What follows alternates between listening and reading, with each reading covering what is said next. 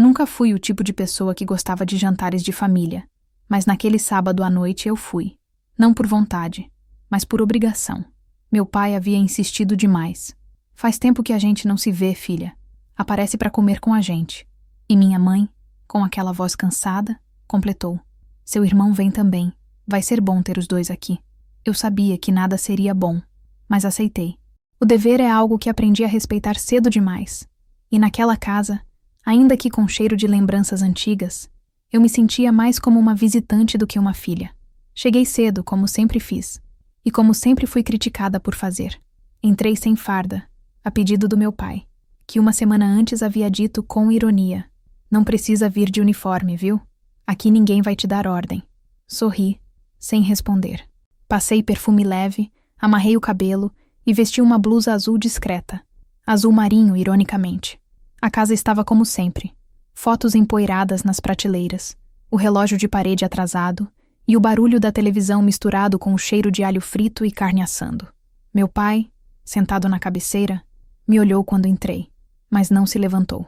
Meu irmão, Daniel, estava encostado no balcão, rindo alto de algo que só ele achava engraçado. A esposa dele, Juliana, me cumprimentou com um abraço rápido, daqueles que não encostam de verdade. A mesa estava posta para 6. Eu, meus pais, meu irmão, a esposa e um primo que eu mal lembrava. Sentei-me em silêncio, observando as conversas triviais sobre política, futebol e promoções de supermercado. Eu sabia que, mais cedo ou mais tarde, alguém traria o assunto que sempre vinha, a carreira da filhinha fardada. E, como se a vida seguisse um roteiro previsível, foi meu pai quem abriu o ato. E então, soldadinha, ainda mandando nos outros?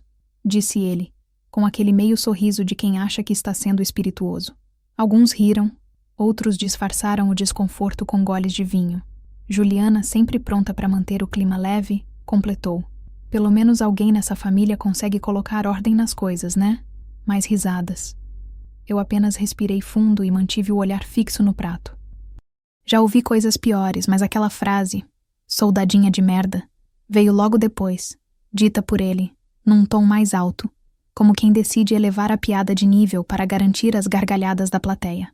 E conseguiu. Todos riram. Até minha mãe, que logo depois abaixou os olhos, talvez arrependida. Não. Eu não ri, nem chorei, nem respondi. Apenas olhei para ele, direto nos olhos, e disse com a mesma calma com que eu já havia comunicado ordens em meio a tempestades no mar. Anotado.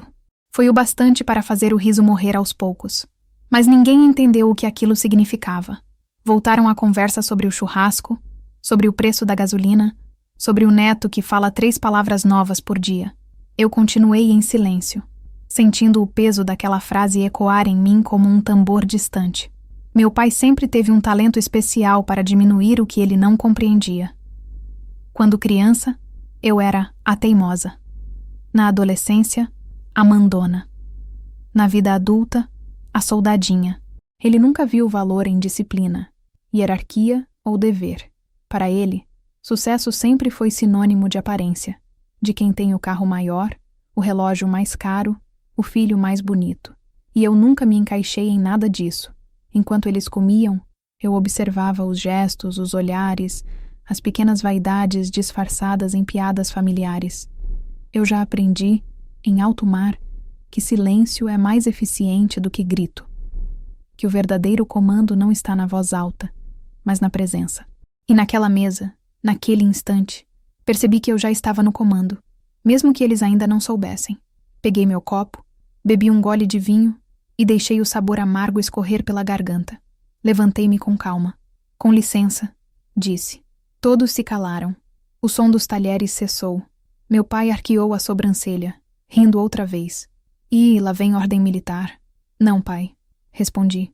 Só uma observação. Minha voz soou mais firme do que eu pretendia. Meus anos de comando fizeram isso comigo.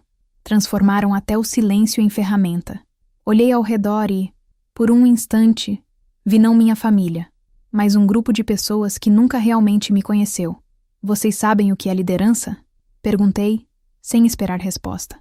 É quando você assume o peso do que ninguém quer carregar, mesmo sendo a primeira a ser criticada. É quando você escuta insultos e ainda assim cumpre seu dever. E é quando você sorri diante da ignorância, porque sabe que o tempo é o melhor comandante de todos. Houve um silêncio denso, desconfortável, como o ar antes de uma tempestade. Meu pai pigarreou, tentando quebrar o clima. Menos drama, filha. Aqui é só um jantar de família. É, pai. Eu sorri. Só um jantar. Sentei-me novamente, mas dessa vez diferente de antes. Eles não retomaram o riso. A mesa parecia menor, o ar mais pesado. E eu, estranhamente, me senti em casa pela primeira vez. Não porque havia harmonia, mas porque finalmente existia respeito, ainda que silencioso. Naquela noite, quando me despedi e entrei no carro, deixei o motor ligado por um tempo antes de sair. O espelho retrovisor refletia a casa acesa, as sombras se movendo pela sala. Pensei em tudo o que precisei engolir para chegar onde cheguei e em como o mundo ainda tratava mulheres fortes como aberrações. Meu pai não sabia, talvez nunca soubesse, que eu já havia sido nomeada oficialmente como uma das almirantes mais jovens da história da Marinha. A cerimônia seria na semana seguinte, mas eu não o havia convidado. Olhei para a frente, respirei fundo e murmurei, quase num sussurro, anotado. Engatei a marcha e fui embora, sabendo que aquele jantar não havia terminado, apenas começado. Quando voltei do jantar naquela noite, não consegui dormir. Fiquei deitada, imóvel, ouvindo o barulho do ventilador girando no teto e lembrando de cada detalhe da mesa, das risadas, da frase que meu pai dissera como se cuspisse algo que o incomodava há anos. Soldadinha de merda. Não era só uma piada. Era a confirmação de algo que eu sempre soube. Ele nunca me perdoou por ter seguido um caminho que ele não entendia. Desde criança, eu era o espinho encravado no orgulho dele. A filha que não chorava, que questionava, que queria subir em árvores, desmontar rádios, correr descalça. Enquanto meu irmão era o garoto de ouro, eu era a moleca, a rebelde. Cresci ouvindo que eu tinha gênio difícil, que ninguém ia aguentar uma mulher mandona assim. E quando aos 17 anunciei que prestaria prova para a escola naval, ele riu alto, como se eu tivesse contado uma piada. Marinha? Você? Menina, você mal aguenta carregar uma mochila. Lembro do olhar da minha mãe naquela tarde, aquele misto de medo e orgulho. Ela não disse nada, mas eu soube que torcia em silêncio para eu ir. Talvez porque sabia que, se eu ficasse, acabaria sufocando dentro daquela casa que cheirava a ressentimento e cerveja. Meu pai era um homem bruto, criado num tempo em que a autoridade era medida pelo volume da voz e pelo tamanho da mão. Nunca foi cruel no sentido físico, mas as palavras dele batiam mais forte do que qualquer tapa. Homem tem farda, mulher tem fogão, dizia. E eu, sem levantar o tom, respondia. Então eu vou acender o fogo do navio. Passei no exame, em primeiro lugar, e foi aí que o desprezo dele ganhou forma. No dia em que a carta chegou, minha mãe chorou, meu irmão me abraçou com aquele sorriso de quem duvida que vai dar certo, e meu pai apenas murmurou. Isso é coisa de quem quer provar demais. Eu não respondi. Só fiz as malas, dobrei as poucas roupas que tinha e coloquei num saco plástico a foto da família que minha mãe insistiu para eu levar. Ele não foi à minha formatura. Mandou um bilhete por intermédio da minha mãe. Não vou prestigiar um erro. Durante os anos de formação, cada dia de cansaço era alimentado por essa frase. Enquanto outras alunas desistiam, eu ficava. Quando diziam que eu não ia aguentar as provas físicas, eu fazia 2 vezes. Aprendi a suportar dor, frio e solidão com a mesma calma com que suportava as ironias dele. E, de alguma forma, toda a humilhação virou combustível. Mas ainda assim, por mais que eu avançasse, havia sempre aquela sombra, o medo de nunca ser suficiente. Nas raras vezes em que eu voltava para casa, ele fazia questão de me lembrar que, para ele, eu continuava sendo apenas a filha teimosa. Perguntava se eu já tinha namorado algum marinheiro. Ria da minha rigidez. Zombava do modo como eu andava ereta, como se fosse defeito ter postura. Eu já era oficial, mas dentro daquela casa eu voltava a ser uma criança com o prato à mesa e o olhar fixo no chão. Minha mãe tentava amenizar. É o jeito dele, filha, não leva a sério. Mas eu levava. Porque ele não dizia aquilo para ser engraçado. Dizia porque acreditava. E o que doía não era a ofensa, mas o fato de que ele realmente via a minha vida como um capricho, Uma excentricidade. A raiz desse desprezo vinha de longe, eu sabia. Meu pai sempre foi o homem que precisou se sentir maior que os outros para não se sentir pequeno. Era o tipo que contava histórias de quando eu era novo, sempre se colocando como o herói. O problema é que eu cresci e virei o que ele fingia ter sido. Corajosa, disciplinada, respeitada. E isso o encolhia. Eu não o enfrentei, nunca precisei. Só o espelhava. E o reflexo era o que ele mais odiava. O irmão dele, meu tio Arnaldo, certa vez me contou algo que nunca esqueci. Estávamos num velório. Eu já era tenente. E ele se aproximou para dizer: teu pai sempre quis ser militar, sabia? Foi reprovado 2 vezes no exame de admissão. Depois disso, nunca mais falou no assunto. Aquilo me acertou como um soco. Não era só machismo. Não era só arrogância. Era frustração. Ele me odiava, porque eu vivi o que ele sonhou. Depois desse dia, comecei a olhar para ele de outra forma. Quando ele me criticava, eu via não um inimigo, mas um homem tentando sobreviver à própria mediocridade. Só que saber disso não tornava as coisas mais fáceis. Cada reencontro era uma repetição do mesmo ritual. As ironias, as piadas, o olhar de desdém. Até a minha promoção a capitã de fragata foi tratada com indiferença. Bonito, mas e quando vai casar? Perguntou. E minha mãe, ao lado, riu sem graça, pedindo para eu não levar pro coração. Eu aprendi a não levar. Pelo menos, era o que eu dizia a mim mesma. Mas a verdade é que levei tudo. Guardei cada palavra, cada olhar, engoli cada riso que me diminuía, porque eu sabia que um dia ele teria que me olhar sem conseguir rir. Na Marinha, encontrei uma segunda família, mas com ela vieram outras batalhas. O preconceito não ficou em casa. Me seguiu até os corredores cinzentos do quartel. Houve oficiais que riram quando eu entrei na sala, que me chamaram de menina fardada, que duvidaram da minha capacidade de comandar homens. Mas ali, diferente da minha casa, eu podia provar com resultados. No mar, o respeito é conquistado com competência, não com sobrenome. O que mais me marcou foi uma missão no litoral norte, durante uma operação de resgate. Mar revolto, visibilidade quase zero, comunicação intermitente. Muitos hesitaram em seguir, mas eu mantive o curso. Salvamos 12 pessoas naquela noite. Quando desembarcamos cobertos de sal e lama, um dos marinheiros, um sargento experiente, me olhou nos olhos e disse: Senhora, hoje eu entendi o que é liderança. Aquilo foi mais do que qualquer condecoração. Porque enquanto meu pai dizia que eu mandava demais, aquele homem entendeu que eu só fazia o que era certo. Mas mesmo com todas essas vitórias, havia um lugar dentro de mim que continuava querendo aprovação. Não a de superiores, nem a da imprensa, mas a do homem que me criou. Talvez por isso eu tenha ido ao jantar. Talvez por isso eu ainda atenda às ligações da minha mãe. No fundo, eu sabia que aquele reencontro não era apenas uma noite de risadas falsas e carne assada. Era um teste silencioso. Uma espécie de simulação emocional, como aquelas que eu fazia no mar. Só que agora o inimigo estava dentro da família. E quando ele disse soldadinha de merda, não foi uma novidade. Foi apenas o eco de uma vida inteira de desprezo. Só que havia uma diferença essencial dessa vez. Eu não era mais a filha calada tentando provar o próprio valor. Eu era uma mulher formada, comandante, acostumada a decidir sob pressão. E pela primeira vez, eu não precisei gritar para me fazer ouvir. Bastou um anotado.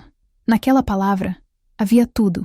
O passado engolido, as humilhações arquivadas, a infância que doeu, a adolescência em silêncio. Era o registro de todas as batalhas vencidas sem aplauso. E talvez ele não soubesse, mas naquele instante ele perdeu o poder de me ferir. Na manhã seguinte ao jantar, antes de sair para a base, recebi uma mensagem da minha mãe. Não leva a sério o que ele disse. Ele bebeu um pouco demais. Sorri, mas não respondi. Eu já tinha levado a sério por uma vida inteira. Agora, eu só registrava. E o registro, para mim, era mais do que memória. Era munição. Cada lembrança se tornava parte de uma estratégia maior. Não uma vingança no sentido comum, mas uma reparação silenciosa. Eu não precisava humilhá-lo. Ele faria isso sozinho, diante da verdade que recusava enxergar. E essa verdade estava prestes a chegar. Porque, naquela mesma semana, Eu receberia uma ligação que mudaria o rumo de tudo e transformaria aquela mesa de jantar em palco de um ajuste histórico. Mas naquela noite, tudo o que eu fiz foi colocar o uniforme, ajeitar o distintivo e olhar meu reflexo no espelho. O rosto que me olhava de volta não era mais o da filha diminuída, mas o da mulher que aprendera a transformar dor em poder. E eu sabia, com a frieza de quem calcula rotas em alto mar, que o ciclo estava se fechando. O que começou com um insulto estava prestes a se transformar em algo muito maior. Nunca esqueço o primeiro dia em que vesti o uniforme completo. O tecido pesado, o cheiro de novo misturado ao metal frio dos botões, a sensação de pertencer e, ao mesmo tempo, de precisar provar que merecia cada linha daquela farda. Era mais do que roupa. Era armadura, símbolo, fronteira entre a menina desacreditada e a mulher que não podia mais errar. O espelho do alojamento refletia uma versão de mim que ainda estava aprendendo a existir. E, ao fundo, as vozes masculinas ecoavam piadas, comentários disfarçados de brincadeira. Cuidado para não borrar o batom durante o treino. Quer ver quanto tempo ela aguenta antes de chorar. Bonitinha, mas frágil. Eu aprendi cedo que no ambiente militar a maior batalha não era contra o inimigo. Era contra a desconfiança. Durante anos me acostumei a ser observada. Não como se observa um colega, mas como se espera uma falha. Cada ordem dada, cada relatório assinado, cada missão cumprida vinha acompanhada da pergunta silenciosa: será que ela consegue mesmo? E eu conseguia. Não por orgulho, mas por sobrevivência. Em um quartel, respeito não se implora, conquista-se na exaustão. E eu conquistei, centímetro por centímetro, suor por suor. A rotina era uma sequência precisa de horas, sons e repetições. O apito às 5 da manhã, o eco dos passos no pátio, o cheiro do café misturado ao diesel dos veículos, o mar distante lembrando que o mundo era maior do que aquele concreto. Eu via os rapazes reclamando, rindo, fingindo cansaço. Eu não. Eu fazia. Cumpria. Porque para uma mulher ali dentro não havia espaço para o quase. O erro de uma se tornava o argumento de todos. Com o tempo, aprendi a calar. As palavras, quando ditas por uma mulher em farda, sempre soavam mais altas. Arrogante, difícil, fria. Então eu deixei que falassem. E deixei que o tempo fizesse o trabalho de apagar o riso de quem duvidava. A hierarquia não perdoa a incompetência. E quando as promoções começaram a vir, os olhares começaram a mudar. Primeiro com curiosidade, depois com respeito, e por fim com uma cautela que beirava o medo. Mas cada insígnia costurada no ombro trazia um peso que ninguém via. O peso da solidão, o de ser sempre a exceção. Enquanto os outros saíam para beber, para se divertir, eu ficava revisando relatórios, ajustando planos, tentando provar que minha presença ali não era uma concessão, mas uma conquista legítima. Às vezes, nas noites silenciosas da base, eu sentava no cais e ficava observando as luzes dos navios ao longe, pensando em quantas mulheres antes de mim haviam tentado e desistido. Pensava na minha mãe, que devia estar em casa lavando a louça depois do jantar, e no meu pai, provavelmente assistindo futebol, convencido de que o mundo não precisava de mulheres em farda. Foi nesse período que aprendi a dominar o tempo. O relógio virou meu aliado e meu juiz. Eu controlava cada minuto como quem controla a respiração embaixo d'água. Aprendi a sorrir quando precisava, a endurecer quando exigiam e a não demonstrar quando doía. Porque no mar, a emoção é como correnteza. Se te arrasta, te afoga. Durante a missão de patrulha em 2013, percebi que liderança não é o que dizem nos manuais. Não é gritar mais alto, nem ter o cargo mais alto. É ser a primeira a acordar e a última a descansar. É segurar o medo dos outros como se fosse seu e devolver em forma de calma. Numa madrugada de tempestade, perdemos o sinal do navio de apoio. O rádio falhava e a tripulação me olhava, esperando um comando. O vento rugia, a visibilidade era quase nula. Eu respirei e disse: manter o curso. E mantivemos. Horas depois, encontramos o navio à deriva, mais vivo. Quando voltamos, sujos, molhados, exaustos, o capitão do outro navio me olhou e disse: não sei o que você tem, mas seu olhar segura qualquer mar. Sorri, agradeci E fui dormir. Não havia glória, apenas dever cumprido. Foram missões como essa que me moldaram mais do que qualquer treinamento. E é curioso como o tempo transforma a dor em método. Tudo que meu pai me negou, reconhecimento, respeito, afeto, eu aprendi a substituir por eficiência.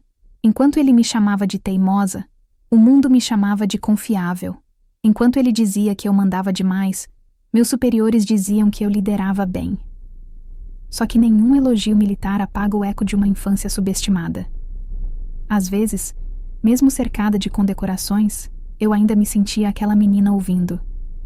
Você nunca vai aguentar. Lembro de uma noite, já como capitã de corveta, em que um jovem oficial recém-formado me perguntou: como é ser mulher aqui? Respondi sem pensar: é como remar contra o vento. Você avança, mas o corpo dói. Ele ficou em silêncio, talvez sem entender, talvez entendendo demais. E essa frase nunca me saiu da cabeça. Ser mulher no mar era isso. Remar sem parar, sabendo que o vento nunca sopra a favor. Os anos seguintes trouxeram promoções, responsabilidades e um tipo de poder que não me empolgava, mas me obrigava. Ser a primeira mulher a ocupar certos cargos parecia uma vitória, mas no fundo era uma solidão sofisticada. Quando me tornei chefe de operações navais, eu já tinha a reputação de ser aquela que não erra. O preço disso era nunca poder ser humana. Nenhuma lágrima, nenhum vacilo, nenhuma noite de fraqueza. Porque o erro de uma mulher, no ambiente onde o masculino é norma, vira lenda. Nos intervalos, eu escrevia relatórios detalhados, lia livros de estratégia e, às vezes, cartas antigas que minha mãe me mandava escondida, sempre terminadas com a mesma frase. Seu pai pergunta de você, mas não sabe como. Eu lia aquilo e sentia o mesmo vazio de sempre. Ele sabia como, só não queria. E mesmo assim, toda vez que voltava à casa dos meus pais em raras folgas, eu deixava o uniforme na mala. Não por vergonha, mas porque ele sempre dizia: não vem fardada pra cá, não. Aqui é casa, não quartel. Era a maneira dele de reafirmar domínio num território que já não era mais dele. Eu obedecia, mas cada vez com menos sentimento. A cada visita, eu via um homem mais velho, mais preso à própria amargura, e eu, paradoxalmente, mais livre. A farda, com o tempo, deixou de ser só símbolo de status. Passou a ser lembrete de tudo que perdi para chegar ali, de quantas festas deixei de ir, de quantas amizades não resistiram, de quantos amores não suportaram o peso de dividir espaço com uma mulher que não se encolhe. Teve um homem certa vez que me disse: você é incrível, mas eu nunca vou conseguir ser o centro da sua vida. E ele estava certo. Meu centro sempre foi o dever. E talvez fosse esse o fardo maior, o de aprender a conviver com a solidão sem chamá-la de castigo. Nos momentos mais duros, eu pensava que um dia tudo faria sentido. Que meu pai, velho e cansado, finalmente entenderia o valor da filha que ele tentou apagar com piadas. Que me veria sendo condecorada, respeitada, chamada de Senhora Almirante, e sentiria orgulho, mesmo que não dissesse. Era uma esperança infantil, mas era minha. Só que, como todas as esperanças que nascem do desdém, ela não duraria para sempre. No fundo, eu sabia que o respeito que nunca veio dele não me fazia falta para existir, mas ainda fazia falta para fechar o ciclo. E talvez por isso o jantar tenha me atingido tanto, porque naquele instante, em uma única frase, ele me lembrou que, para ele, eu ainda era a menina que precisava ser diminuída para que ele se sentisse grande. Só que agora havia uma diferença crucial. Eu não precisava mais da aprovação dele. Eu tinha o comando, literal e simbolicamente. A farda pesava, sim, mas era um peso que eu escolhi carregar. O verdadeiro fardo não estava no uniforme, estava na herança emocional que ele representava. A herança de uma filha que aprendeu a ser dura demais para ser aceita. Na semana seguinte àquele jantar, meu nome sairia oficialmente no Diário Naval. Promoção ao posto de almirante de esquadra. Um título que parecia distante demais quando eu sonhava sozinha num quarto de adolescente, ouvindo as risadas do meu pai na sala. Eu me tornaria uma das poucas mulheres da história a chegar tão alto, e, ironicamente, aquele homem que me chamou de soldadinha passaria a viver num país comandado, ainda que indiretamente por mim.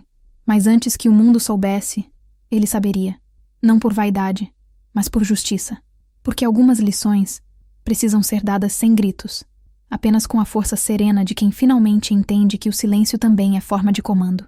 E eu estava prestes a provar isso de um jeito que ele jamais esqueceria.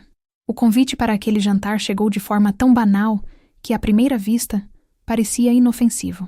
Uma simples ligação no meio de uma tarde abafada, entre relatórios e o som dos motores navais ecoando pelo pátio da base. Eu estava revisando um parecer sobre a segurança de uma operação conjunta quando o celular vibrou sobre a mesa. O nome na tela, Mãe, trouxe aquele misto de ternura e desconforto que sempre me invadia quando a voz dela atravessava o tempo e me puxava de volta para casa. Atendi com a voz firme, mas ela percebeu o cansaço. Filha, o que houve? Tá tudo bem aí? Eu sorri, mesmo que ela não pudesse ver. Tudo bem, mãe. Só mais uma semana puxada. Houve um breve silêncio do outro lado, o som de panelas, e então a frase que, sem que eu soubesse, abriria o caminho para o reencontro que mudaria tudo. Teu pai quer te convidar para jantar com a gente. Faz tempo que não aparece. Naquele instante, algo dentro de mim se contraiu. As palavras dela vieram suaves, como quem lê um bilhete antigo, mas eu senti o peso do que estava por trás. Meu pai nunca queria nada comigo. Ele apenas decidia, e minha mãe executava. Esse teu pai quer te convidar soava mais como uma ordem embalada em ternura. Vai ser no sábado às 7. Daniel e Juliana também vêm? Vai ser bom reunir todo mundo. Fiquei em silêncio por alguns segundos. A memória do último encontro ainda latejava. O Natal anterior, quando ele dissera diante da família que mulher fardada é igual galinha de briga, só faz barulho e cansa rápido. Eu não havia respondido, mas também nunca mais tinha voltado. Agora, meses depois, lá estava o mesmo homem, querendo me reunir à mesa que ele sempre usou como trono. Tudo bem, mãe. Eu vou. A frase saiu antes mesmo que eu a processasse. Eu a ouvi repetindo, animada. Sabia que você não ia faltar. Ele vai gostar de te ver. E desligou. Fiquei olhando o celular por longos segundos. O eco da conversa ficou suspenso no ar, como fumaça depois de um tiro. Eu sabia que aquele jantar não era um simples reencontro. Era um campo de teste. Meu pai nunca dava passos sem ter certeza de que ainda controlava o terreno. Nos dias seguintes, mergulhei no trabalho tentando afastar a inquietação que aquela ligação deixara. Coordenei reuniões, participei de videoconferências com oficiais estrangeiros, revisei planos logísticos, mas, em cada pausa entre um documento e outro, a voz dele voltava, firme, zombeteira, impregnada de superioridade. Não vem fardada. Apostaria que ele repetiria essa frase no telefonema seguinte. E como se o destino fizesse questão de me lembrar quem ele era, essa ligação veio 2 dias depois, à noite. Então é verdade que você vem? A voz dele soava seca, quase administrativa. É, pai. Sábado às 7. Ele respirou fundo, aquele tipo de suspiro que carrega sarcasmo. Ótimo, mas faz um favor, filha. Não precisa vir de uniforme, não. Aqui é jantar de família, não desfile. Demorei 3 segundos para responder. Tudo bem, pai. E tenta não falar de trabalho, tá? A gente quer conversar, se divertir, não ouvir sobre navio e patente. A última palavra ele disse com ênfase, como se cuspisse algo que não descia. Entendido. Quando desliguei, percebi que minha mão tremia levemente. Não era raiva. Era o velho reflexo de um soldado que identifica terreno hostil. Naquela casa, o inimigo não usava armas. Usava ironia. E o mais curioso é que eu já havia estado em cenários infinitamente mais perigosos, enfrentado tormentas, situações de risco real, mas nada me desestabilizava tanto quanto o olhar dele. Na manhã seguinte, durante o treino de rotina na base, tentei canalizar aquela tensão em movimento. Corria no pátio com os outros oficiais, o sol refletindo no metal dos mastros, o vento cortando o rosto, o som do apito marcando o ritmo. E a cada passada, pensava em como a vida era estranhamente circular. Eu, a filha que fugiu do autoritarismo paterno, agora me tornara símbolo da autoridade que ele nunca conseguiu exercer. A diferença é que eu não gritava para ser ouvida. Eu apenas dava ordens e o mundo obedecia. Talvez fosse isso que o incomodava tanto. Na quinta-feira, recebi o e-mail oficial confirmando o que eu já sabia em segredo. Minha nomeação como almirante seria publicada na semana seguinte. Li o documento 3 vezes, saboreando o peso das palavras, mas sem euforia. A conquista, embora grandiosa, vinha com um gosto agridoce. Eu era agora a mulher mais jovem a ocupar aquele posto, e ainda assim, a notícia que mais martelava na minha mente era o jantar. O poder de um trauma é esse. Ele rouba o brilho até das vitórias. Quando contei a novidade à minha mãe, ela chorou de alegria. Filha, isso é um milagre. Você vai contar para ele no sábado, né? Tenho certeza de que ele vai se orgulhar. Engoli em seco. O orgulho dele sempre foi condicional. Existia apenas quando o mérito podia ser dividido ou distorcido. Vamos ver, mãe. Talvez eu conte. Conta sim. É bom para ele entender que a filha dele é uma mulher importante. Sorri, sabendo que, mesmo sem dizer, minha mãe ainda acreditava que a validação dele me completaria. E talvez fosse isso o mais triste. Ela nunca percebeu que eu deixei de precisar disso há muito tempo. Na sexta, preparei o uniforme de gala. Não por intenção de usá-lo, mas por ritual. Passei a mão sobre cada medalha, lembrando o que cada uma significava. Noites sem dormir, missões arriscadas, decisões que carregaram vidas. A farda me olhava de volta com respeito. Era o oposto da casa dos meus pais, onde tudo o que eu conquistava parecia um exagero, uma encenação. No espelho, me vi inteira, e pela primeira vez, percebi que não precisava provar nada. A dúvida que restava não era se eu era digna daquilo, mas por que ainda buscava reconhecimento onde não havia empatia. No sábado, o dia do jantar, acordei antes do sol, hábito de quem aprendeu que o silêncio da madrugada é o único momento de clareza verdadeira. Fiz café, sentei na varanda do alojamento e fiquei observando a base despertar. Os jovens marinheiros marchando, o som do hino ao longe, a disciplina viva em cada detalhe. E pensei, eles me respeitam mais do que meu próprio pai. A constatação não me trouxe dor, trouxe paz. Antes de sair, olhei para o relógio no pulso. Era o mesmo que eu usava desde o início da carreira, presente do meu instrutor quando eu fui promovida a tenente. Na parte de trás, uma gravação. Tempo e honra caminham juntos. Respirei fundo, fechei a mala e vesti algo simples, sem farda.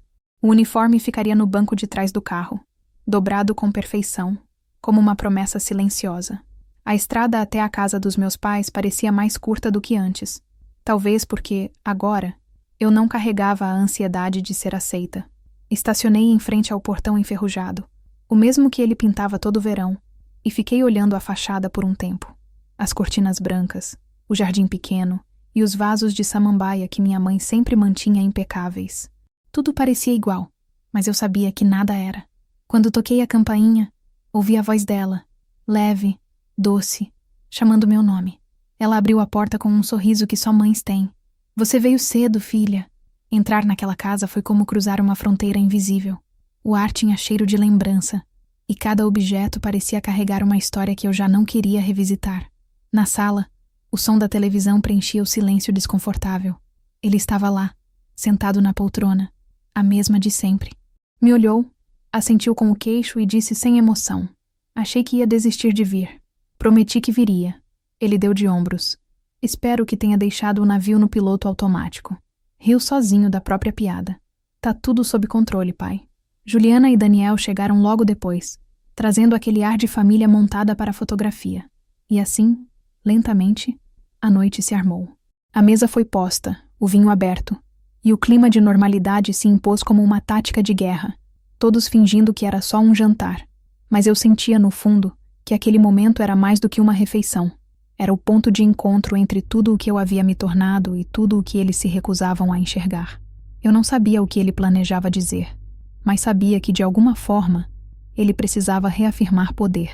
E talvez, sem perceber, minha presença fosse o espelho onde ele se via diminuído. Enquanto cortava o pão e ouvia as conversas triviais sobre trabalho e cotidiano, percebi que havia algo de teatral naquela mesa. Cada um desempenhava um papel. Minha mãe, a conciliadora, Daniel, o filho que se diverte com tudo, Juliana, a esposa exemplar, e ele, o patriarca irônico. Eu, por minha vez, era a personagem que ele ainda tentava controlar com o mesmo script de sempre, o da filha desobediente. E então, quando o jantar se aproximava do auge, ele olhou para mim, ergueu a taça e disse a frase que encerraria anos de silêncio e abriria uma nova guerra. A nossa soldadinha de merda, que sobreviveu a mais uma tempestade. Todos riram. Todos, menos eu. E naquele segundo, soube que aquele jantar não era sobre família, era sobre domínio. Mas o que ele não sabia, e descobriria em breve, é que dessa vez eu não estava ali para engolir insultos. Eu estava ali para comandar o silêncio.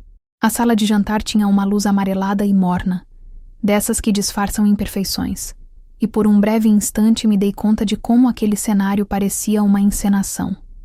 A toalha de linho com manchas antigas, as taças que só saíam do armário em datas especiais, o vinho barato escolhido pelo meu irmão e meu pai sentado na cabeceira como um comandante que nunca teve um navio. Apenas uma mesa. O ruído dos talheres, o riso ensaiado de Juliana, o tilintar do copo contra o prato, formavam uma sinfonia familiar de falsos afetos.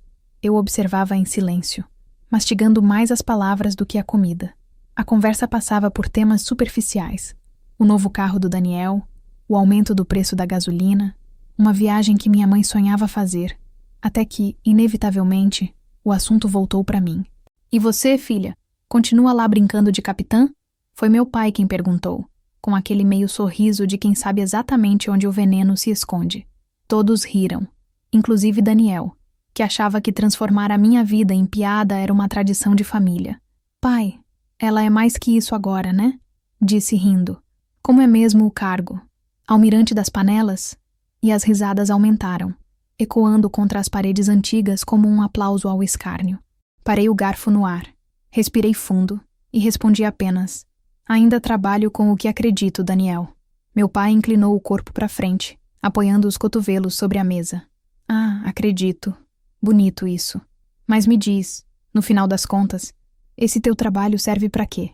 Fica o dia todo dando ordem em homem e achando que é importante? Porque aqui, minha filha, aqui é o mundo real. A frase veio como uma lâmina, e o mais curioso é que ele acreditava mesmo nisso. No mundo real dele, mulher importante era a que se casava, paria, servia e se calava. O resto era desvio. Eu, para ele, sempre fui o desvio que deu errado. Juliana tentou amenizar. Deixa, sogro. Ela deve ser boa no que faz, né? O pessoal respeita ou finge. Riram novamente. A cada gargalhada eu sentia o ar ficar mais pesado. A cada palavra, uma parte do meu passado parecia se reorganizar diante de mim. Todas as vezes que ele duvidou, todas as vezes que me chamou de teimosa, de fria, de inútil. Ele ergueu a taça e anunciou: a nossa soldadinha de merda, que sobreviveu a mais uma tempestade. O silêncio que veio antes da risada foi quase bonito.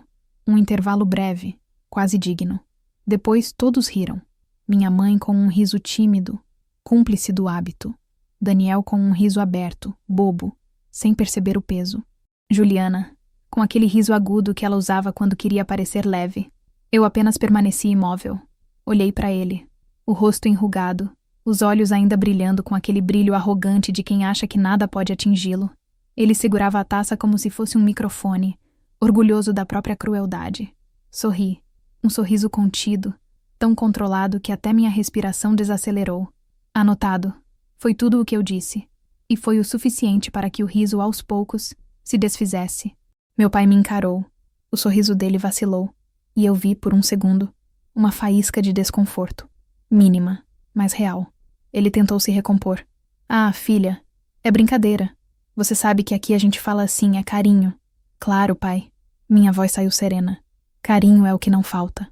Peguei o copo de água, dei um gole lento. Daniel olhava para mim, rindo nervoso. E a mana ficou brava. Juliana cutucou ele, tentando evitar o que já era inevitável. Minha mãe, coitada, murmurou algo como: gente, vamos mudar de assunto. Mas ninguém ouviu. Eu não estava brava. Estava lúcida. Era diferente. Eu sabia que não havia sentido em discutir com quem confunde desrespeito com amor. Gritar seria dar a ele o prazer de me ver desequilibrada. E eu aprendi, no mar, que o verdadeiro comando nasce do controle. Então, enquanto eles retomavam a conversa sobre o churrasco do próximo domingo, eu permaneci em silêncio, observando. Um silêncio que cortava mais fundo do que qualquer resposta. O som da faca cortando a carne, o cheiro de vinho barato, o murmúrio de risadas, tudo se misturava num zumbido distante. Eu me lembrei das tempestades que enfrentei em alto mar, do barulho do vento, do rugido das ondas contra o casco do navio, e percebi que o som do desprezo humano é muito mais ensurdecedor do que qualquer vendaval. Quando terminei o prato, limpei a boca com o guardanapo, dobrei-o com calma e o coloquei sobre o prato. A conversa seguia sem mim, como se eu fosse apenas um vulto sentado à mesa. Foi então que me levantei. Pai, ele me olhou, meio impaciente. O que foi agora? Quero agradecer pelo jantar. Vai embora já? Nem começou direito. Já começou faz tempo. Só que agora terminou. Daniel riu. Ah, pronto. A comandante ofendida. Não, Daniel. A comandante está apenas fazendo o que sempre faz, mantendo a ordem. Olhei ao redor. Todos estavam atentos. O tipo de silêncio que antecede o impacto. Vocês acham que o que fazem é piada, que o que eu sou é brincadeira. Mas a verdade é que vocês não têm ideia do que eu carrego. Vocês acham que é farda. Não é. É responsabilidade. São vidas. São decisões. São homens e mulheres que confiam em mim. E o mais irônico é que enquanto eu comando navios, vocês ainda não conseguem comandar o próprio respeito. Ninguém se moveu. Meu pai abriu a boca para responder, mas eu continuei. Sabe o que é engraçado, pai? O senhor sempre teve medo de ser menor do que eu. Sempre precisou me diminuir para continuar se sentindo grande. Mas o senhor se esqueceu de uma coisa. O tamanho de alguém não se mede pela voz. Se mede pelo que ela suporta em silêncio. Eu o vi empalidecer. A mão dele tremia levemente sobre o copo. Minha mãe levou a mão à boca. Daniel abaixou o olhar. Juliana fingia arrumar o guardanapo. Aproximei-me devagar, parei ao lado da mesa e disse baixo, quase num sussurro, mas com clareza absoluta. Eu não sou a sua soldadinha, pai. Eu sou a almirante. E por mais que o senhor nunca tenha reconhecido, a única pessoa que ainda precisa de comando nessa casa é o senhor. O silêncio se instalou como uma cortina pesada. Ninguém ousou respirar. Peguei minha bolsa, caminhei até a porta e antes de sair, olhei para minha mãe. Ela tinha os olhos marejados, o rosto abatido, a culpa se misturando à ternura. Fica bem, mãe. Ela balançou a cabeça, como quem quer pedir desculpas sem palavras. Saí da casa e senti o ar frio da noite bater no rosto. A rua estava quieta, as luzes amareladas refletindo no asfalto úmido. Dentro do carro, sentei por um tempo com o motor desligado, as mãos firmes no volante, a mente cheia de lembranças. Eu sabia que aquela noite não era apenas mais um jantar infeliz. Era um ponto de ruptura. Depois daquilo, não haveria mais volta. Nem entre mim e ele, nem entre mim e o passado. Enquanto dirigia de volta à base, uma sensação estranha me acompanhava. Não era raiva, não era tristeza. Era algo parecido com libertação. Como se eu finalmente tivesse deixado de ser personagem do roteiro que ele escreveu. No caminho, a cidade parecia diferente, mais silenciosa, mais larga. Eu via as luzes refletidas no para-brisa e pensava em quantas mulheres, naquele momento, estavam engolindo ofensas dentro de casas parecidas, disfarçadas de amor familiar. Pensei em quantas vezes o riso é apenas a moldura do desprezo. Quando cheguei ao alojamento, tirei os sapatos, sentei na beira da cama e olhei para a farda pendurada na cadeira. Toquei o tecido, alisei as medalhas e senti o peso da história ali. Anotado, repeti em voz baixa, mas dessa vez não como resposta, e sim como registro. Eu sabia que o tempo me daria a oportunidade de mostrar quem realmente estava no comando. E eu não precisaria dizer uma única palavra. Na manhã seguinte ao jantar, acordei antes do sol, como sempre. O corpo já tinha decorado a rotina de quem aprendeu a sobreviver à exaustão. A diferença é que, dessa vez, o peso não era físico. Era o silêncio que eu carregava no peito. Um silêncio espesso, maduro, cheio de memórias represadas. Vesti a farda como quem veste o próprio passado. Cada dobra, cada costura, cada distintivo me lembrando que ali dentro existia mais do que uma mulher. Existia uma história inteira de resistência. O espelho do alojamento devolveu minha imagem com uma clareza que me assustou. Eu não era mais a filha ferida que engolia insultos. Eu era a oficial que aprendera a transformar dor em disciplina. Enquanto tomava café, o som distante das buzinas da cidade se misturava ao ruído das turbinas da base. O mundo seguia indiferente, e isso me trazia calma. Peguei o celular, olhei as mensagens não lidas. Nada de novo, nem um pedido de desculpas, nem uma tentativa de contato. Eu não esperava. As pessoas como meu pai nunca pedem perdão. Elas acreditam que o tempo apaga o que o orgulho não permite consertar. Mas eu não precisava de palavras. Eu precisava apenas de um gesto. E ele viria, não dele, mas de mim. Cheguei à base pouco antes das 8. O guarda do portão principal me saudou com um "Bom dia, senhora", e eu respondi com um aceno rápido. Caminhei pelo corredor central, o som das botas ecoando como um lembrete de presença. Cada passo tinha o peso da noite anterior. Ainda que eu tentasse me concentrar nas tarefas, o jantar se infiltrava na memória como uma infiltração de sal em casco antigo, lenta, mas inevitável. Durante a reunião da manhã, um dos oficiais trouxe um pedido da imprensa. Queriam confirmar minha presença na cerimônia de promoção, que ocorreria dali a 2 dias. Eu ainda não tinha anunciado oficialmente. Havia mantido o segredo por estratégia. Queria que o comunicado saísse de maneira discreta, profissional, sem espetáculos. Mas depois do jantar, aquela decisão mudou de significado. O segredo deixava de ser proteção e passava a ser poder. Pela primeira vez, percebi que o silêncio podia ser usado como uma ferramenta de comando. "Senhora, confirmamos a imprensa?" perguntou o assessor. "Sim, confirme. E peça que enviem também os convites para familiares diretos." "Todos, senhora. Todos." A palavra saiu simples, mas dentro dela havia um oceano. Ele receberia o convite. E não apenas como pai da homenageada, mas como testemunha do que tentou negar por uma vida inteira. Nos 2 dias seguintes, mergulhei no trabalho. Era mais fácil lidar com planilhas de manobras e protocolos do que com lembranças. Mas mesmo no meio da rotina, havia uma sensação diferente no ar. A antecipação de algo inevitável. À noite, na solidão do gabinete, fiquei observando a janela. O reflexo da lua sobre o mar parecia uma linha reta, perfeita, como uma rota traçada. E eu entendi que o comando não é gritar ordens. É traçar rotas que os outros nem percebem que estão seguindo. Na manhã da cerimônia, a base estava em silêncio solene.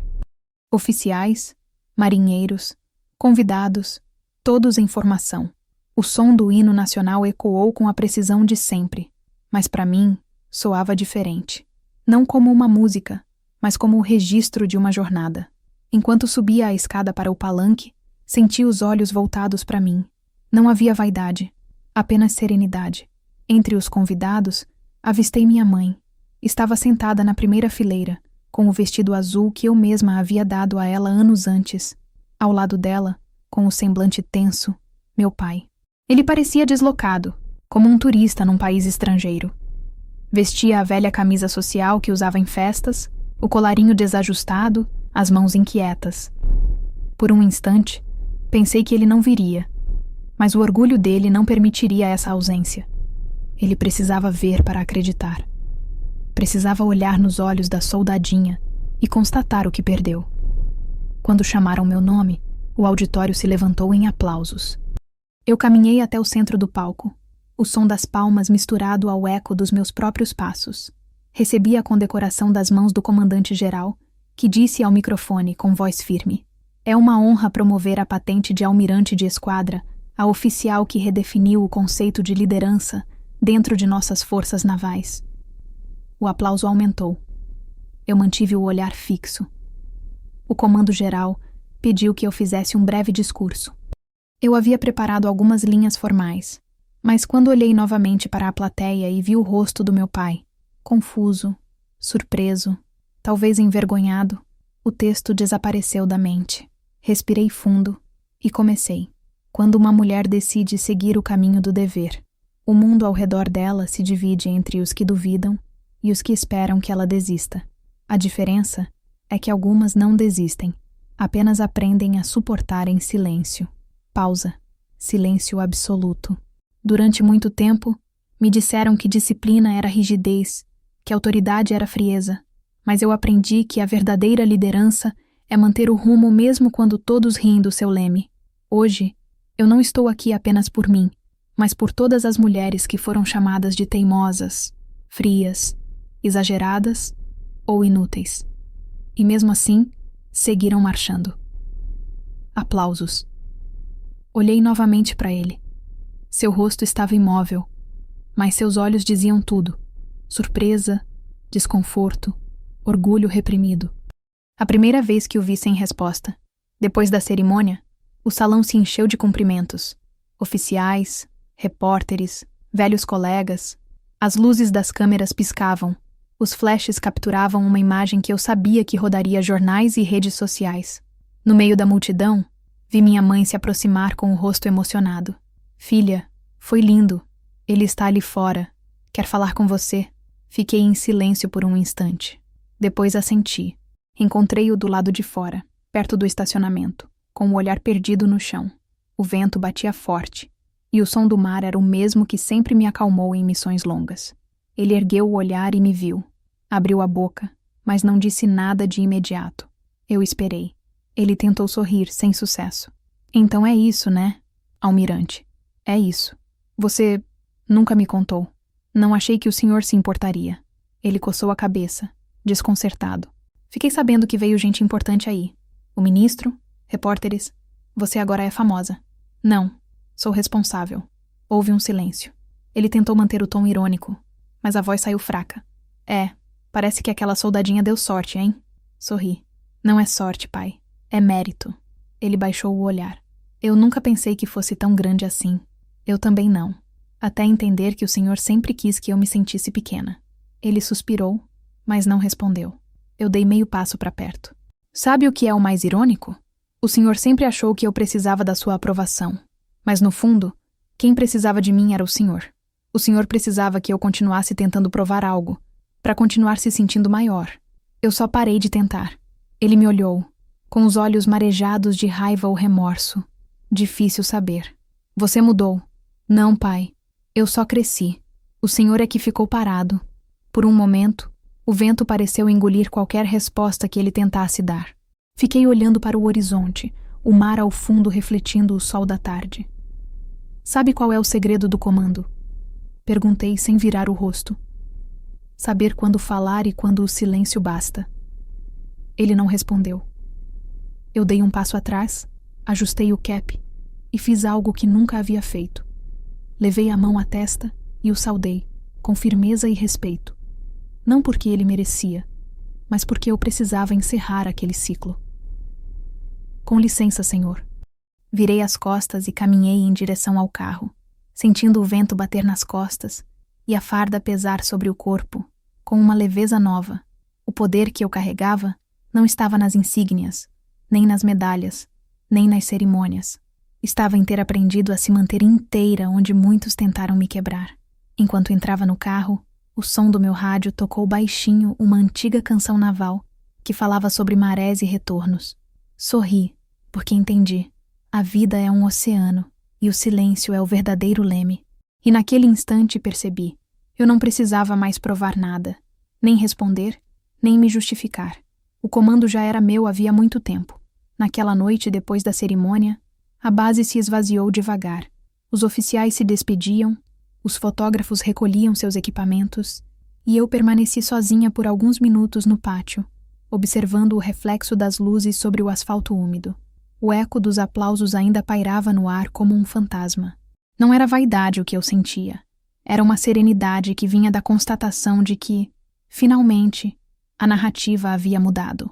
Durante toda a minha vida, eu fora a filha que precisava se justificar, a mulher que precisava provar, a militar que precisava se equilibrar entre o comando e o julgamento. Agora, o tempo havia feito o seu trabalho silencioso. O riso havia se calado e o respeito havia chegado, mesmo que tarde. Enquanto dirigia de volta para casa, o celular vibrou no banco do carona. Uma mensagem da minha mãe. Seu pai não fala desde que saímos da cerimônia. Ele ficou sentado no carro uns 20 minutos antes de ligar o motor. Acho que ele não esperava por aquilo.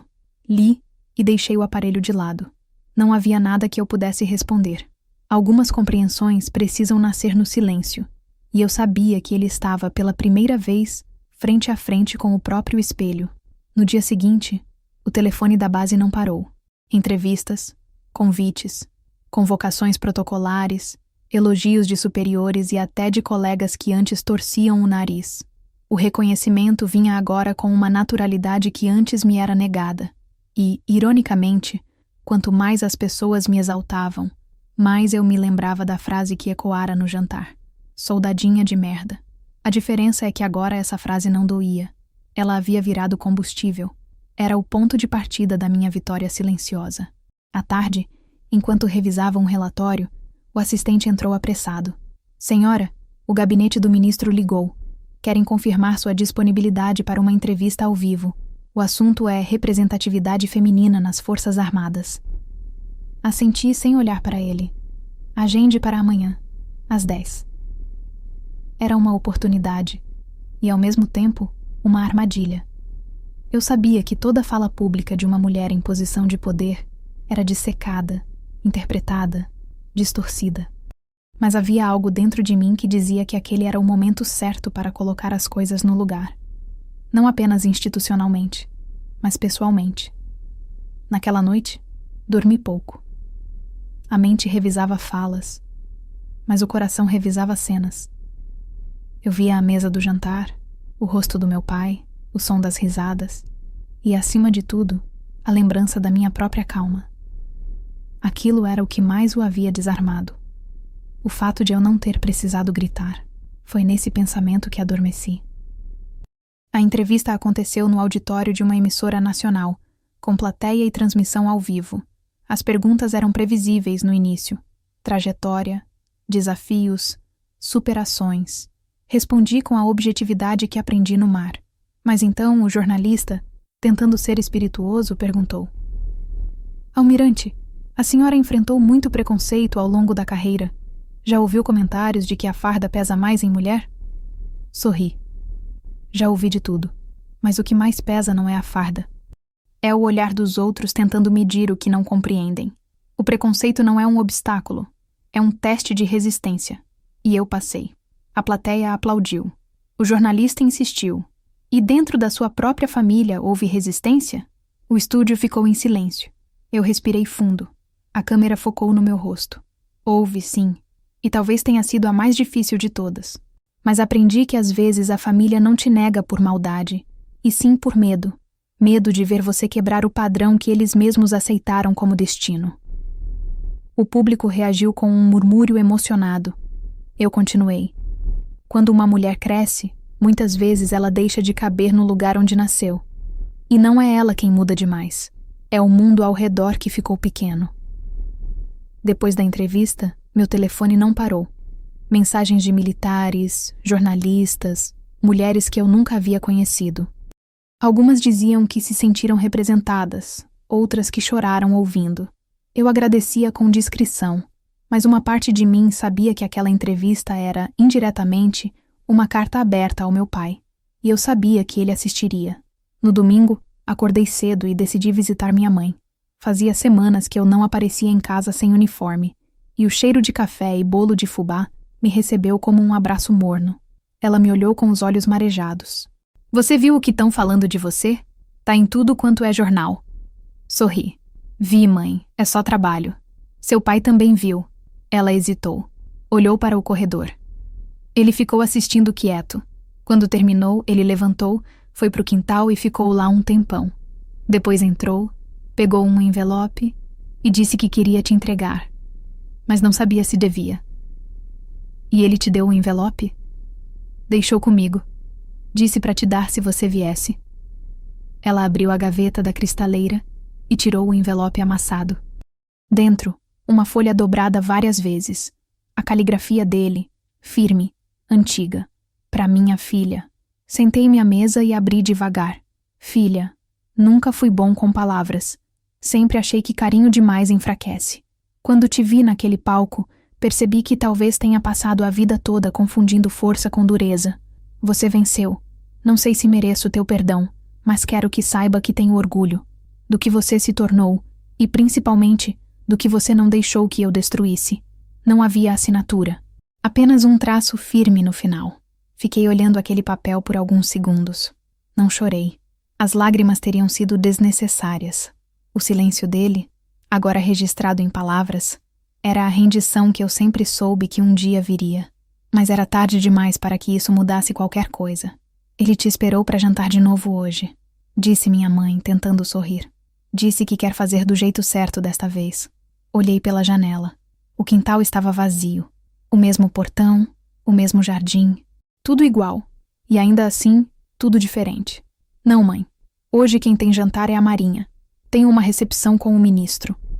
Ela assentiu sem insistir. Talvez tenha entendido que certas reconciliações não se fazem à mesa, mas na distância. Nos dias que se seguiram, a repercussão da entrevista cresceu. As manchetes falavam sobre a mulher que conquistou o mar, a comandante que transformou ofensa em força, a almirante que respondeu com silêncio. Eu lia sem entusiasmo. O público amava as histórias de superação, mas não entendia que o verdadeiro triunfo era invisível. Era o poder de não se deixar corromper. Um mês depois, recebi o convite para discursar numa conferência internacional sobre liderança feminina. Aceitei. Era mais do que um evento. Era uma oportunidade de encerrar simbolicamente aquele ciclo. Na véspera da viagem, sentei à escrivaninha e abri o envelope do meu pai mais uma vez. As palavras dele não tinham perdido o peso, mas já não me prendiam. Eu não o odiava. Apenas havia aprendido a deixá-lo onde sempre esteve, no passado. No dia seguinte, antes de embarcar, liguei para minha mãe. Diz a ele que recebi a carta. Quer que eu diga mais alguma coisa? Não. Ele vai entender. Enquanto o avião ganhava altitude, olhei pela janela e vi o mar se estendendo lá embaixo. Vasto, azul, livre. O mesmo mar que um dia ele usou para me diminuir e que agora me servia de caminho. E entendi, de forma definitiva, que o verdadeiro comando não é o de quem impõe, mas o de quem inspira. Naquele instante, percebi que minha vitória não tinha testemunhas, nem medalhas, nem discursos. Ela estava nesse voo, nessa distância calma entre o passado e o que viria depois. O velho riso da mesa do jantar havia sido substituído por um silêncio de respeito que ecoava em cada porto, em cada olhar que agora me tratava com a dignidade que sempre me foi devida. O tempo, afinal, é o comandante mais justo que existe, e eu aprendi a navegar sob suas ordens. O tempo tem uma forma curiosa de reorganizar o que a gente pensa que já estava decidido. Eu acreditava que, depois daquela cerimônia e da carta do meu pai, tudo havia se encerrado. A história dele, a minha, o passado. Mas descobri que encerramentos verdadeiros não vêm com aplausos, nem com palavras tardias. Eles chegam devagar, em silêncio, no intervalo entre uma lembrança e outra, quando o coração finalmente entende que não precisa mais lutar. O que restava em mim não era mágoa, era uma espécie de eco, como o som do mar depois que a tempestade já passou. Os meses seguintes foram intensos. A promoção me trouxe novas responsabilidades, viagens, relatórios, decisões que afetavam centenas de pessoas. Mas mesmo com toda a rotina, algo dentro de mim havia mudado. Eu não sentia mais a necessidade de provar nada. Pela primeira vez em anos, comecei a me permitir respirar fora do uniforme. Aos poucos, redescobri o prazer das pequenas pausas. Um café tomado sem pressa, uma caminhada ao entardecer, o som do piano que tocava nas dependências da base à noite. Era como se, depois de tantos anos navegando contra o vento, eu finalmente pudesse ajustar as velas. O convite para uma conferência sobre liderança feminina me levou ao exterior por 2 semanas. O evento, grandioso, reunia oficiais de diversos países, e ainda assim, o momento mais marcante aconteceu fora dos palcos. Durante o jantar de encerramento, uma coronel britânica, já próxima da aposentadoria, se aproximou de mim e disse algo que eu nunca esqueci. Você sabe que o verdadeiro comando é aquele que continua depois que você sai da sala, não é? Sorri e assenti. Ela continuou. Você fala pouco, mas muda o ambiente. Isso é raro. Naquele instante, percebi que era exatamente isso que eu havia aprendido. O poder da presença silenciosa. Voltei ao Brasil com uma sensação de leveza nova. Era outono quando retornei, e o ar parecia mais ameno. A base estava tranquila, o mar sereno. As notícias sobre minha entrevista e a cerimônia já haviam se dissipado. A imprensa se move rápido. O que ficou, no entanto, Foi o respeito discreto que se percebia nos olhares e nos cumprimentos. As pessoas já não me viam como exceção, me viam como referência. E isso, mais do que qualquer reconhecimento público, me dava paz. Numa tarde de sexta-feira, decidi visitar minha mãe novamente. Ela me recebeu com o mesmo abraço morno e o mesmo cheiro de bolo recém-saído do forno. A casa, como sempre, guardava os ruídos de uma vida inteira. O relógio atrasado, o rádio em volume baixo, o ranger da cadeira da sala. Sentei-me à mesa, e ela me observou com aquele olhar que mistura orgulho e preocupação. Você parece diferente, filha. Mas calma. Sorri. Acho que finalmente aprendi a andar no meu próprio ritmo. Seu pai fala muito de você, sabia? Ela disse, servindo o café. Depois daquela cerimônia, parece que algo quebrou nele. Não no sentido ruim, mas como se ele tivesse parado para se enxergar. E ele? Perguntei com cautela. Fica mais quieto. Às vezes escreve, às vezes apaga. Acho que anda tentando se perdoar. Não respondi. O perdão é um território que cada um precisa atravessar sozinho. Fiquei olhando a cortina balançar na janela, o sol atravessando o tecido e desenhando sombras no chão. E então percebi que eu já não sentia raiva, nem pena. O que eu sentia era distância. Uma distância saudável, necessária, conquistada com o mesmo esforço com que um marinheiro traça a rota de retorno depois de anos perdido no mar. Antes de ir embora, minha mãe me entregou uma pequena caixa de madeira. Ele pediu para te dar. Disse que era algo que sobrou do tempo em que ele ainda sabia ser pai. Abri devagar. Dentro, um relógio antigo, com o vidro arranhado e as engrenagens enferrujadas. Era o mesmo relógio que ele usava quando eu era criança. O mesmo que eu via pendurado no pulso dele enquanto ele reclamava de tudo. No verso, gravado com letras quase apagadas, estava escrito: para minha filha, que nunca perde o tempo. Não sei quanto tempo fiquei olhando para aquilo. O relógio já não funcionava, mas parecia pulsar nas minhas mãos. Obrigada, mãe. Foi tudo o que consegui dizer. Coloquei o relógio na bolsa e voltei para a base em silêncio. Naquela noite, não dormi. Fiquei sentada à mesa do gabinete, observando o mar escuro pela janela. Coloquei o relógio sobre a mesa e o ouvi tilintar levemente quando o movi. Era como se ainda houvesse um resquício de vida ali dentro. Um batimento teimoso. Talvez fosse isso o que restava da relação entre mim e ele. Um tempo que parou, mas ainda existia. Nos dias seguintes, comecei a escrever. Não relatórios, nem discursos, mas anotações pessoais. Algo que eu nunca havia feito. Escrevi sobre o que significava ser filha e comandante, mulher e líder, vulnerável e forte. Escrevi sobre a herança invisível que os pais deixam, as palavras que ferem e as que faltam, as ausências que moldam. Aos poucos, aquelas páginas viraram uma espécie de mapa emocional, um ajuste de rumo interno. Certa tarde, recebi um envelope da minha mãe. Dentro, uma fotografia. Meu pai no quintal, sentado na velha cadeira de madeira, olhando o mar. No verso, uma frase dela. Ele está aprendendo a ouvir o próprio silêncio. Aquilo me fez sorrir. Talvez fosse o máximo que ele conseguiria me oferecer. E no fundo, era suficiente. Alguns meses depois, decidi fazer algo que vinha adiando há anos. Pedi transferência para o Comando de Operações Litorâneas, uma função menos burocrática e mais estratégica, com base em uma cidade costeira menor. Queria estar mais perto do mar e mais longe das paredes que ecoavam o passado. O pedido foi aprovado rapidamente. No dia em que deixei o gabinete da capital, olhei para as paredes, para a mesa, para os quadros, e senti um misto de gratidão e encerramento. A nova base ficava em uma cidade tranquila, onde o mar batia manso e as manhãs começavam com o som das gaivotas. Ali, encontrei o tipo de paz que a hierarquia não ensina, a paz de existir sem precisar se justificar. Nos fins de tarde, eu caminhava pelo cais, observando o reflexo do sol na água e pensando em como o tempo transforma tudo em maré. O que um dia nos arrasta, depois nos devolve, mais leves. Certa manhã, enquanto revisava relatórios, uma jovem oficial entrou na minha sala.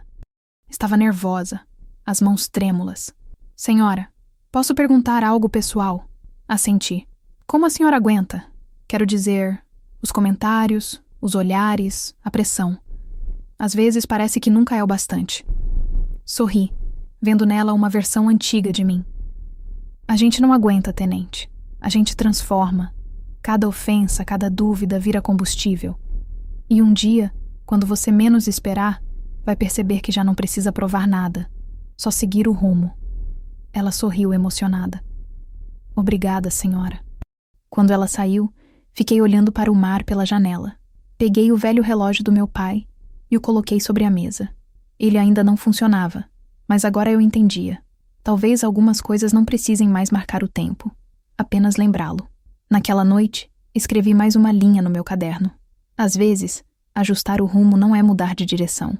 É apenas aprender a navegar sem precisar de bússola.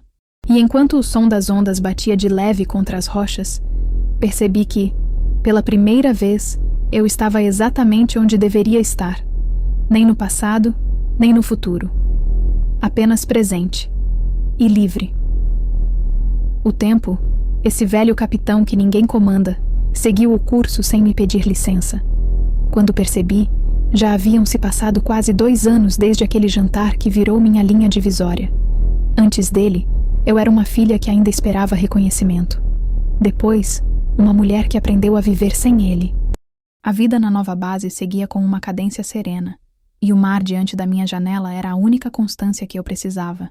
A rotina era simples e disciplinada. Acordar cedo, supervisionar relatórios, conduzir reuniões, observar o movimento dos navios ao longe e, à noite, caminhar sozinha pela areia, enquanto o vento carregava o sal e os pensamentos. Foi nesse ritmo calmo que aprendi a apreciar o silêncio não mais como refúgio, mas como companhia. As notícias sobre mim tinham diminuído. A imprensa, sempre faminta por novidades, já havia encontrado outras histórias. Eu preferia assim. O anonimato parcial era uma espécie de liberdade. Ninguém esperava discursos inspiradores, nem precisava de fotos ou entrevistas. Dentro da base, o respeito era silencioso, quase reverente. Os jovens oficiais me cumprimentavam com a postura ereta e o olhar firme, mas o que me agradava mesmo eram as pequenas mudanças. As conversas que antes cessavam quando eu entrava agora continuavam, mas com mais cuidado nas palavras. O respeito, quando amadurece, perde o barulho. Numa manhã nublada de quarta-feira, o telefone do gabinete tocou. Do outro lado, a voz formal do assessor do Ministério da Defesa. Senhor Almirante, estamos preparando uma homenagem às lideranças femininas das Forças Armadas. Gostaríamos que a senhora representasse a Marinha na cerimônia. Agradeci e aceitei. Não por vaidade, mas porque entendi que certas presenças, quando bem colocadas, abrem caminhos para outras. A cerimônia seria em Brasília, no salão principal do palácio. Passei as semanas seguintes revisando discursos e recusando convites de entrevistas. Quando o dia chegou, vesti o uniforme de gala, ajeitei cada medalha e, ao olhar no espelho, percebi algo curioso. Aquele rosto não carregava mais a expressão dura de quem está em guerra. Era um rosto sereno, que finalmente havia encontrado o equilíbrio entre comando e humanidade. O evento foi solene, cheio de autoridades, câmeras e protocolos. Quando chamaram meu nome, o som dos aplausos ecoou pela sala, e por um instante voltei a sentir o mesmo frio na barriga da minha formatura, tantos anos antes. Subi ao palco e recebi a medalha de mérito. O ministro sorriu e disse ao microfone: "Hoje homenageamos não apenas uma mulher, mas um símbolo de resiliência e liderança que inspira gerações." Enquanto ele falava, vi no canto da plateia um rosto familiar. Meu irmão, Daniel. O tempo havia suavizado a arrogância dele. As rugas ao redor dos olhos denunciavam o cansaço de quem já tropeçou mais do que planejava. Não nos víamos desde a cerimônia de promoção. Depois do jantar fatídico, ele nunca mais havia me procurado.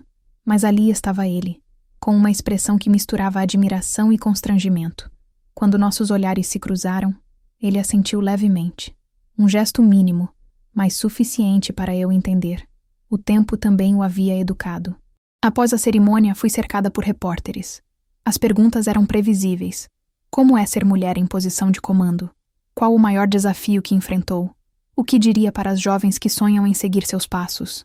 Respondi com calma e precisão. Mas uma pergunta, vinda de uma repórter mais jovem, me surpreendeu. Se pudesse voltar no tempo, o que diria à garota que ouviu que era uma soldadinha de merda? Sorri. Diria que a hierarquia da vida é feita de escolhas e que o silêncio, às vezes, é a resposta mais poderosa. Diria também que os insultos dos outros só duram até o dia em que você prova, com fatos, que o comando sempre foi seu. O vídeo da entrevista viralizou naquela mesma noite. As redes sociais explodiram em comentários, elogios, frases de empoderamento. Havia quem me chamasse de inspiração, quem me agradecesse por representar todas as mulheres que foram desacreditadas. Eu lia tudo com um misto de gratidão e distância. O reconhecimento público é bonito, mas passageiro, e eu já tinha aprendido a não depender dele. Alguns dias depois, recebi uma carta. Desta vez não da minha mãe, mas do meu irmão. O envelope era simples.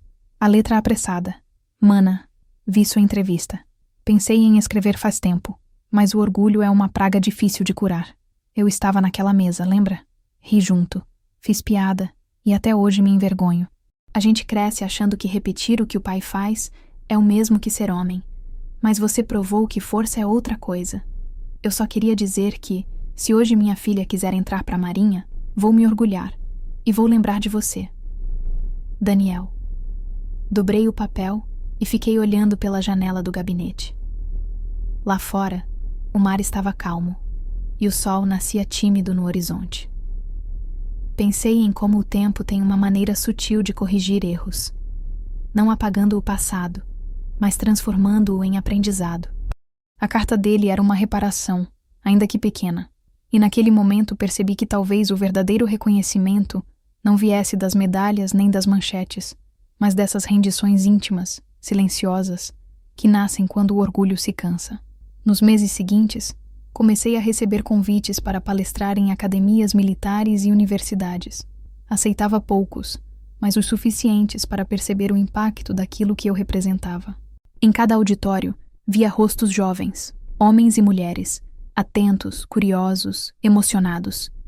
E entre eles, sempre havia uma menina, de cabelos presos, com o olhar determinado, que me lembrava de mim mesma.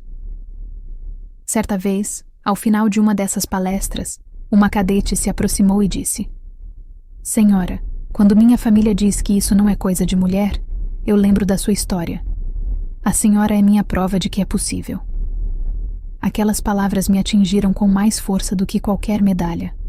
Era o eco do que eu sempre quis ouvir, mas que o destino me entregava de outra forma.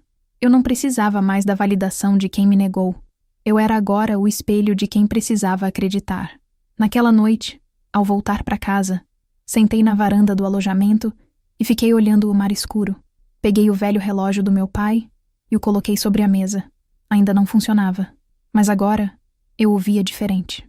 Ele não era mais símbolo do tempo perdido, e sim do tempo que finalmente se ajeitou no compasso certo. Minha mãe me ligou logo depois. Seu pai viu a entrevista. Disse que você parecia em paz. Acho que ele chorou, mas não vai admitir. Ele não precisa, mãe. Quer que eu diga que você recebeu o recado? Não precisa dizer nada. Ele vai entender. Desliguei e fiquei em silêncio. O som do mar entrava pela janela, misturado ao farfalhar das árvores. Pela primeira vez, não havia raiva, nem nostalgia, nem a sensação de dívida emocional. Havia apenas uma compreensão tranquila de que tudo havia seguido o curso natural. O respeito que sempre busquei havia chegado. Não como um troféu, mas como uma maré mansa, discreta, que vem sem barulho e muda o formato da costa. O reconhecimento, percebi, é apenas o reflexo do que o tempo faz com a verdade. Ela demora, mas chega. E quando chega, não precisa de explicações. Basta existir. Nos dias seguintes, continuei minha rotina. Treinos, reuniões, inspeções. Mas algo em mim estava diferente. Eu já não sentia a urgência de responder, de corrigir, de provar.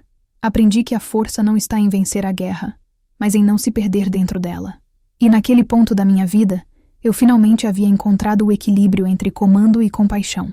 O mundo, que antes me tratava como exceção, agora me via como regra possível.